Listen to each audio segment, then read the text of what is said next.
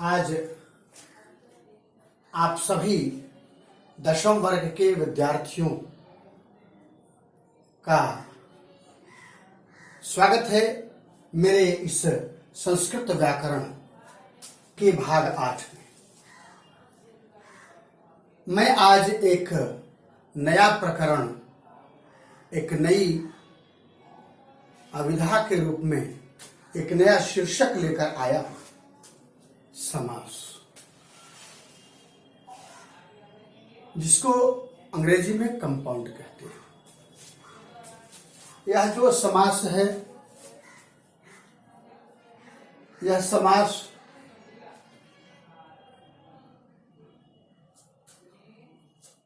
आपके संस्कृत व्याकरण के संस्कृत व्याकरण के वह महत्वपूर्ण पहलू, महत्वपूर्ण कड़ी है जो आपको संस्कृत अनुवाद करने में या फिर आपकी जो परीक्षा होगी, बोर्ड परीक्षा सीबीएसई की, उसमें एक महत्वपूर्ण भूमिका ये निभाती है। तो इस समास को आप ध्यानपूर्वक पढ़ेंगे। समास में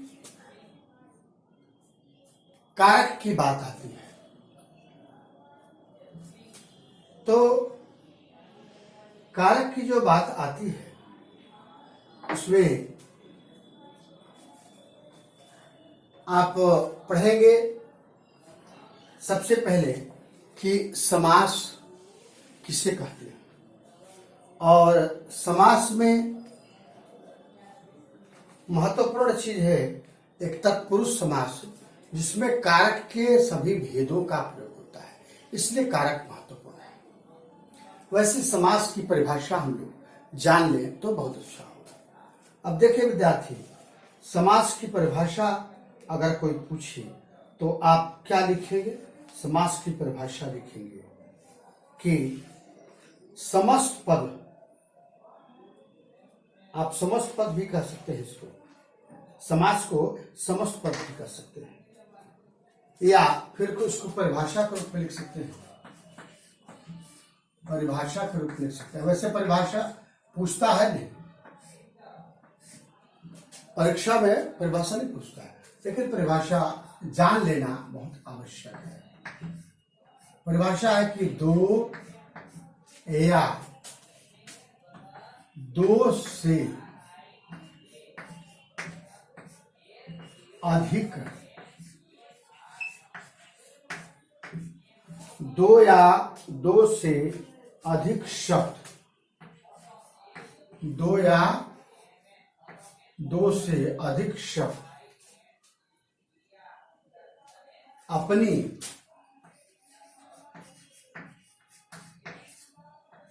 विभक्ति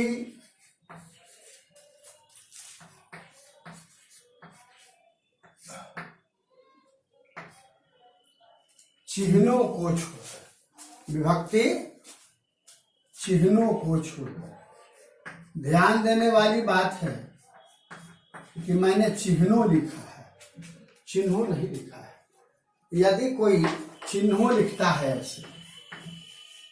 ऐसे तो आप आराम से उससे बता सकते हैं कि ऐसा न लिखे, ऐसा मत कहिएगा कि आपका गलत है तो गलत, लेकिन ऐसा कह दीजिएगा कि ये गलत है, तो उनको भावनाओं पर ठेस लगेगी। इसलिए ऐसा न कह करके कि चिन्हों आपने गलत लिखा, उनको ऐसा कहा जाए कि चिन्हों नहीं लिखा जाता बल्कि चिन्हों लिखा जाता है। इसलिए इसका प्रयोग आज के बाद से न करें तो अच्छा होगा। यदि मेरा सुझाव अच्छा लगे तो कीजिएगा, ना अच्छा लगे तो कोई दिक्कत नहीं। तो विद्यार्थी मैं आपको कह रहा हूं दूसरों को करने के। अब यहाँ जो चिन्हों है इसको हम क्या करें? मिटा दें, क्योंकि अशुद्ध शब्द है ना। तो लिखेंगे कि चिन्हों को छोड़कर, चिन्हों को छोड़कर आपस में क्या करते हैं, छोड़कर आपस में, या इसको परस्पर कर सकते हैं, परस्पर मिल जाते हैं। क्या हो जाते हैं, मिल जाते हैं। क्या लिखेंगे, मिल जाते हैं। तो इन्हीं मिलन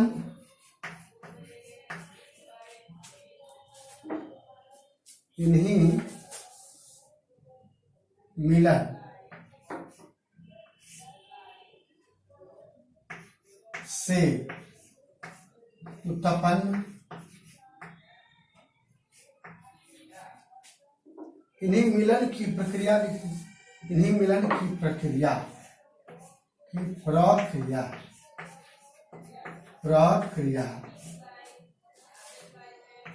को हम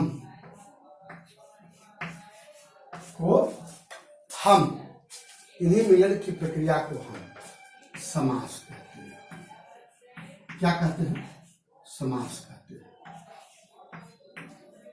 समास कहते हैं। परिभाषा में कि दो या दो से अधिक शब्द अपनी विभक्ति चिन्हों को छोड़कर आपस में यानी परस्पर मिल जाते हैं, तो इन्हीं मिलन की प्रक्रिया को हम समास कहते हैं। समास आप बहुत पहले से पढ़ते आ रहे हैं, हिंदी में भी आपने पढ़ा होगा, संस्कृत में बता ही रहा हूं, या पढ़े भी होंगे। यूं कह लीजिए कि मैं आपकी पढ़ी हुई चीजों यानी समास की पुनरावृत्ति कर रहा हूं, रिवीजन कर रहा हूं। या जो विद्यार्थी इससे अवगत नहीं है, नहीं पढ़े हैं, उनके लिए तो ये रामबाण दवा की तरह है, औषधि है। तो देखें, अब इनके भेदों पर हम विचार करेंगे, इनके काइंड्स पर विचार करेंगे, इनके प्रकार पर विचार करेंगे कि समास के कितने भेद होते हैं। चल तो लिए चलते हम आपको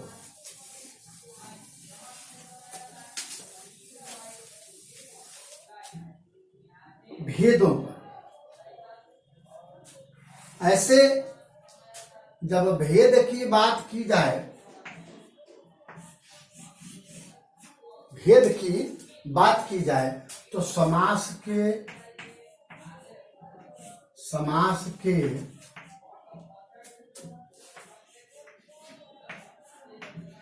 मुख्यतः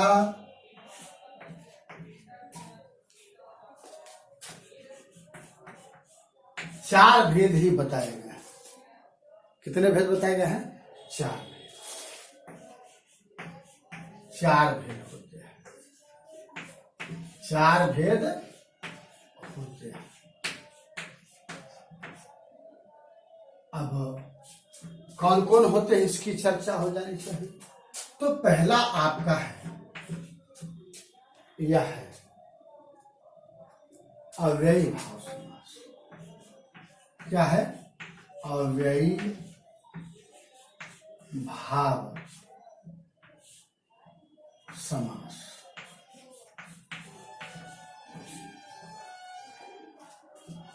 दूसरा है द्वंद्व समास।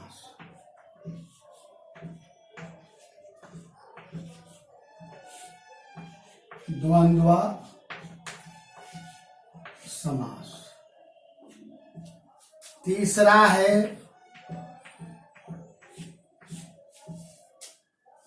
कर्मधारय समास।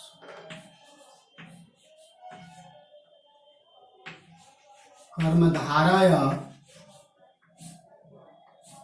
कैसे पढ़ेंगे? कर्मधारय समास,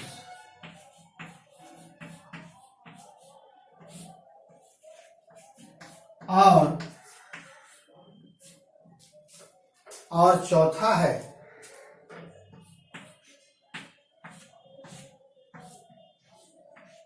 तत्पुरुष समास। तत्पुरुष में ये ह्रस्व है, तत्पुरुष समास। ये समास के मुख्य रूप से यानी मुख्यतः यही चार भेद है। समास के मुख्यतः चार भेद है। पहला कौन हो गया? अव्ययी भाव समास। दूसरा कौन हो गया? द्वंद्व समास। तीसरा कौन सा हो गया? कर्मधारय समास। और चौथा कौन हो गया? तत्पुरुष। यही जब तत्पुरुष समास मैं बताने लगूंगा तो इसी में वो कारक के जो भेद होते हैं और उनकी जो विभक्तियां होती, विभक्ति चिन्ह होता है, से कर्ता ने, कर्म को, करण से, द्वारा, जलीय, सहारे, संप्रदान को के लिए, अपादान से, जो जुदाई के अर्थ में, कैसे अर्थ में? जुदाई के अर्थ में, संबंध का, के, की, रा, रे, री, अनाने, ने, 9 चिन्ह हो गया। और अधिकरण में क्या हो गया? में, पर। और संबोधन में हो गया हे, हो, रे, अरे, अजी, आओ। ये कारक के चिन्ह हो। तो ये तत्पुरुष समास जब इसकी जब व्याख्या होने लगेगी, इसको हम एक्सप्लेन करने लगेंगे तो इसकी चर्चा होगी, मैं बताऊंगा। और वैयाकरण ने इसके अलावे भी और भेद किए, इसके अतिरिक्त भी और भेद बताए तो और 2 भेद बताए, तो वो 2 भेद और कौन हुआ? अन्य भेद में अन्य 2 भेद।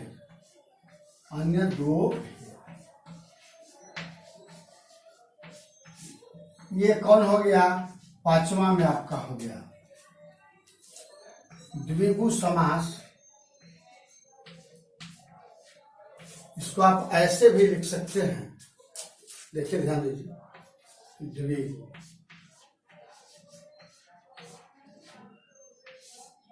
द्विगु समास। एक और होता है छठा, वो होता है बहुव्रीहि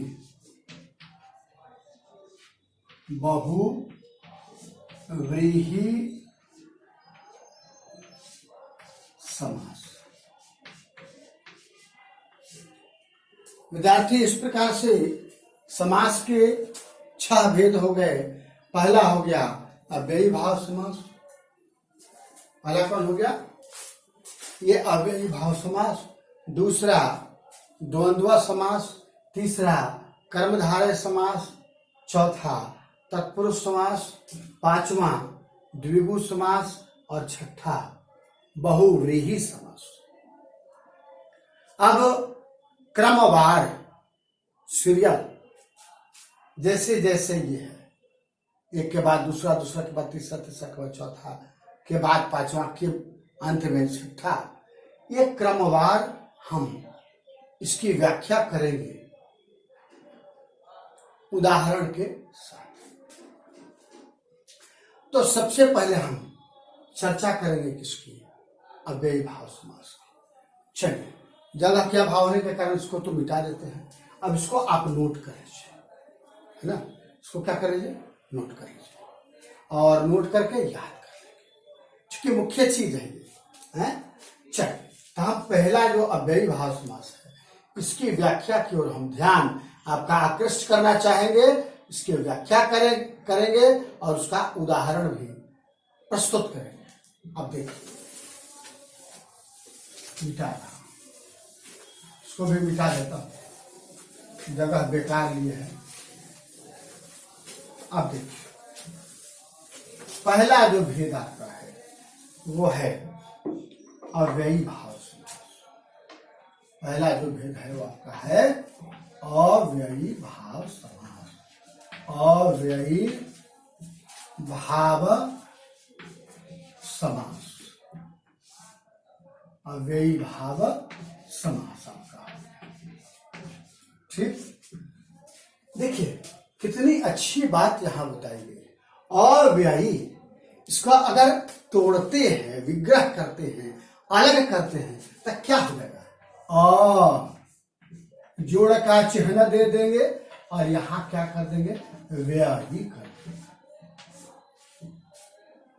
अ का अर्थ जैसा कि आपको पता है क्या चीज? नहीं। अव्ययी का अर्थ क्या? परिवर्तन होने वाली या परिवर्तन होने वाला, है ना? परिवर्तन होने वाला या परिवर्तन होने वाला, तो नहीं परिवर्तन। ऐसा भाव, ऐसा भाव लिए हुए हुजूर, ऐसा भाव जो धारण किए रहे। कैसा भाव धारण किए रहे? कि जिसमें परिवर्तन ही न हो, चाहने के बावजूद भी यदि हम परिवर्तन करना चाहें तो जिसमें परिवर्तन न हो, ऐसा भाव जिसमें समाहित हो, तो हम निश्चित रूप से उसको डिनोट करेंगे, बताएंगे, इंगित करेंगे कि यह निश्चित रूप से अव्ययी भाव समास है। ये तो हुआ समझने की बात। अब हम इसकी परिभाषा अगर लिखेंगे तो परिभाषा लिखने के लिए, और जो वैयाकरण है यानी आपके पाणिनि जी, संस्कृत के तो वही प्रणेता है। प्रणेता रचनाकार, क्रिएटर है। तो अव्ययी भाव समास के लिए इन्होंने एक सूत्र लिखा। क्या लिखा? सूत्र लिखा कि पूर्व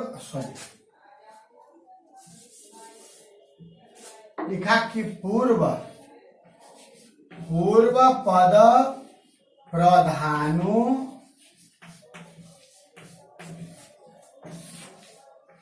अव्ययी भाव। पूर्व पद प्रधानो अव्ययी भाव। ध्यान देने वाली बात है। पूर्व पद प्रधानो अव्ययी भाव, ऐसा लिखा। इसको कैसे पढ़ेंगे? कि पूर्व, क्या पढ़ेंगे? पूर्व, फिर क्या पद पढ़ेंगे? पद, फिर क्या पढ़ेंगे? प्रधानो, इसको अ पढ़ेंगे। क्या पढ़ेंगे? अव्ययी, अव्ययी भाव। तो कै सिलेबल में हो गया? एक सिलेबल हो गया पूर्व, दूसरा पद, तीसरा सिलेबल हो गया प्रधान, और चौथा में हो गया अव्ययी भाव।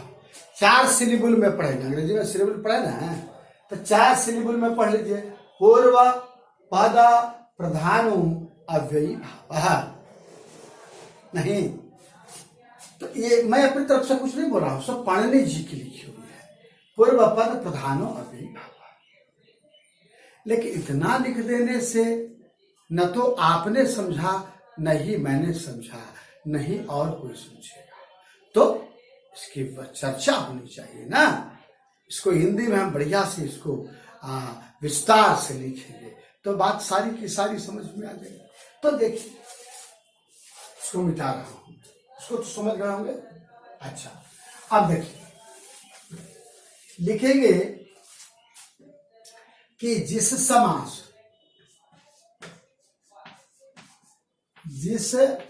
समास में पूर्व पद, मेरे प्रिय विद्यार्थी, आपको मैंने बताया था, संधि प्रकरण जब चल रहा था तो उसमें मैंने बताया था कि जोड़ के ठीक पहले वाला जो भाग है वो पूर्व पद है, और बाद वाला उत्तर पद है, यानी दूसरा पद है। ये पहला पद है, दूसरा पद। तो पहला पद को पूर्व पद कहते हैं और दूसरा पद को उत्तर पद कहते हैं। तो पूर्व पद तो ये पूर्व पद। ठीक है, तो क्या लिखा कि जिस समास में पूर्व पद क्या हो, प्रधान, पूर्व पद क्या हो, प्रधान हो, यहां ऐसे भी लिखा कि पूर्व पद प्रधानो, पूर्व पद प्रधान प्रधान हो, तो ऐसे समास, ऐसे समास को ही हम अव्ययी भाव, अव्ययी भाव, अव्ययी भाव समास, समास कहते हैं। अव्ययी भाव समास थोड़ा सा बड़ा हो जाता है ना, थोड़ा सा बड़ा हो जाता है, समास कहते हैं, कहते।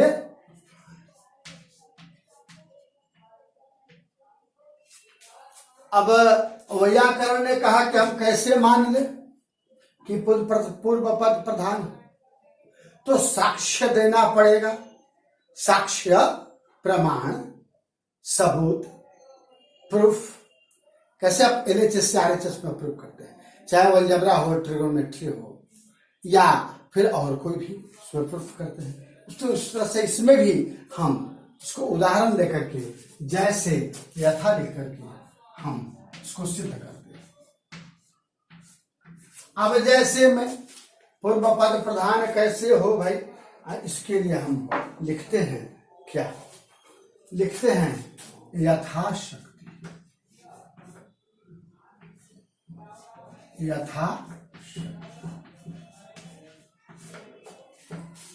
ये शब्द हो गया यथाशक्ति। ठीक है, इसमें दो पद है, एक पूर्व पद है यथा, क्या कहता है कि पूर्व पद प्रधान हो, यथा, यथा माने जितना, शक्ति यानी शक्ति, जितनी शक्ति हो। तो ये आपका हो गया हिंदी में, लेकिन संस्कृत में इसको विग्रह करेंगे विद्यार्थी। अब बारी आती है एक मुख्य चीज समझने की, कि समास जब एक्सपैंड करेंगे, विस्तार करेंगे, तो उस विस्तार करने की जो प्रक्रिया है उसको कहते हैं विग्रह करना। क्या करना, विग्रह करना। और जब संधि आप पढ़ रहे थे तो उसको संधि विच्छेद करना, उसमें विच्छेद होता है। संधि में क्या होता है, विच्छेद, और समास में क्या होता है, विग्रह करना। तो इसमें हम विग्रह करेंगे। किसको विग्रह करेंगे, यथाशक्ति।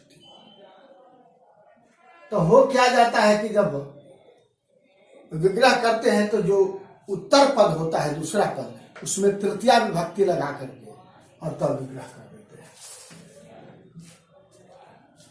अब इसमें लिखते हैं कि शक्तिना अनुसारेण, है ना, क्या लिखते हैं, शक्तिना अनुसारेण,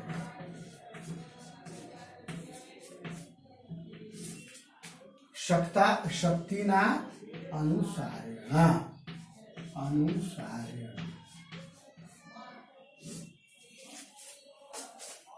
अब कहिएगा कि कैसे मान ले कि अव्ययी भाव समास है। उसमें क्या लिखा था, बताए थे कि जिसका पूर्व पद प्रधान हो, अव्यय हो, जिसका परिवर्तन न हो, बदलाव न हो। देखिए यथा, यथा को आप यथू, यथी, यथु नहीं कर सकते, है ना, तो अव्यय हो। कुछ और उदाहरण में जैसे आजन्म, आजन्म, आजन्म को अगर विग्रह करते हैं तो क्या हो जाएगा,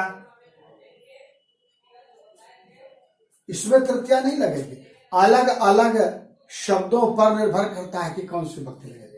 इसमें आ तक के अर्थ में है, इसमें जन्म को लिख देंगे, उत्तर पद को तो लिखना ही। यह तय है कि शुरुआत में जो लिखेंगे यानी उत्तर पद को ही शुरुआत में, है ना। तो जन्म आ हो गया तक, इसके लिए हम संस्कृत में क्या कहते हैं, पर्यंतम। पर्यंतम, तो इसका विग्रह क्या हो गया, जन्म पर्यंतम। जब जन्म पर्यंतम, जब से जन्म हुआ तब से मृत्यु तक, ये जन्म पर्यंतम माने जन्म से ही। इसका अर्थ क्या हो गया, जन्म से ही। और ऐसे और भी उदाहरण बहुत सारे मिलते हैं। अब जैसे अनुरूपम, देखिए, और इसमें आ हो गया सो अव्यय हो गया। अब इसमें ये पूर्व पद हो गया, उत्तर पद हो गया। अनुरूपम, र में देखिए दीर्घऊ है, अनुरूपम। देखिए बढ़िया से इसको समझा देते हैं। अनुरूपम, ये र हो गया, इसमें ये दीर्घऊ हो गया, आई में म हो गया, आई हलंत हो गया, अनुरूपम हो गया। ये पहला पद है अव्यय है, आई उत्तर पद है, दूसरा पद है रूपम। अभी जैसा शब्द है उसके अनुसार हम विग्रह करेंगे, है ना। तो इसमें षष्ठी विभक्ति लगा देगा। अनुरूपम मतलब ऐसा ही, तो लिखेंगे इसमें षष्ठी विभक्ति लगा करके रूपस्य योग्यम। क्या लिखेंगे, रूपस्य योग्यम। विद्यार्थी, इस तरह से हम अव्ययी भाव समास का एक दो तीन चार जितने भी पॉसिबल आपसे हो उतना उदाहरण देकर के हम इस बात को सिद्ध करते हैं कि जिस समास में पूर्व पद प्रधान हो। अब देखिए पूर्व पद ही प्रधान है, और बड़ी विशेषता है कि उत्तर पद बाद वाला पद पहले हो जाता है, आज जो पूर्व पद प्रधान है वो अंत में रख दिया जाता है। अब देखिए यथा अनुसार का अर्थ हो गया, तो अनुसार ने कर दिया है। आ तक के अर्थ में तब पर्यंतम यहाँ हो गया है, और अनु हो गया योग्यम के अर्थ में, तो यहाँ योग्यम यहाँ हो गया। आई रूपम था दूसरा पद, रूपम था दूसरा पद, तो ये पहला पद में आ गया। जन्म था दूसरा पद, तो ये हो गया पहला पद में आ गया। आई शक्ति था दूसरा पद, ये पहला पद में आ गया। तो ये आपका अव्ययी भाव समास समाप्त होता है। इस तरह से और भी अनेक आप उदाहरण ले सकते हैं, दे सकते हैं, ठीक है ना। हाँ। अब जैसे एक और उदाहरण देता है, उपवनम, यही लास्ट उदाहरण है। उपवनम, उपवनम, अभी अव्यय हो गया। उप यहाँ समीप के अर्थ में होता है, जैसे उप सचिव, उप प्राचार्य, उप मुख्यमंत्री, उप प्रधानमंत्री, उपराष्ट्रपति। उप का अर्थ हो गया के समीप, है ना। तो यहाँ समीप के अर्थ में लिखेंगे, तो इसमें भी हम षष्ठी विभक्ति लगा देंगे। जैसे रूपस्य हो गया वैसे कर देंगे वनस्य। दूसरा पद को पहला स्थान पर रख दिए, आज जो पहला स्थान था उसको, पहला पद था उसको बाद में करेंगे। तो उप का अर्थ क्या बताए थे, नजदीक। तो नजदीक क्या लिखे थे, समीप कहते हैं, तो यहाँ लिखेंगे समीपम।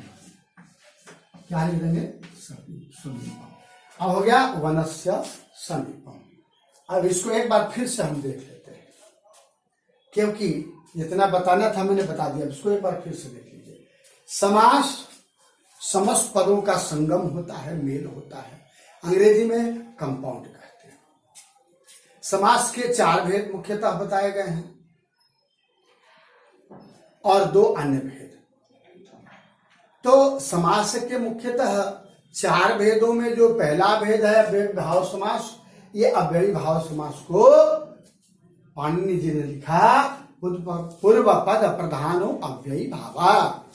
तो पूर्व पद प्रधान हो, इसी तरह से उसी के अनुसार इसमें परिभाषा भी लिख दिया कि जिस समास में पूर्व पद प्रधान हो ऐसे समास को ही हम अव्ययी भाव समास कहते हैं। ध्यान देने वाली बात है कि पूर्व पद प्रधान। अब देखिए पूर्व पद प्रधान यह था, पूर्व पद प्रधान आ, पूर्व पद प्रधान अनु और पूर्व पद प्रधान कौन? ऊपर। लेकिन विशेषता मैंने क्या बताया कि जब समास का क्या होता है? विग्रह। संधि का विच्छेद और समास का विग्रह। जब विग्रह करने की बात आती है तो दूसरा पद को हम पहला पद में रखते हैं और इन शब्दों के भावों के अनुसार हम विभक्ति लगाते हैं। इसमें तीसरा लग गया, इसमें प्रथमा लग गया, इसमें आपका षष्ठी हो गई, इसमें षष्ठी हो गई। तो इस तरह से दूसरा पद को ही पहले स्थान पर देते हैं। आज जो पहला स्थान है, पहला पद है, उसको अंत पर देते हैं। विद्यार्थी, ये आज की सेवा यही समाप्त करता हूं। पुनः अव्ययी भाव के बाद जो दूसरा भेद है उस सेवा के साथ मिलते हैं। जय मां।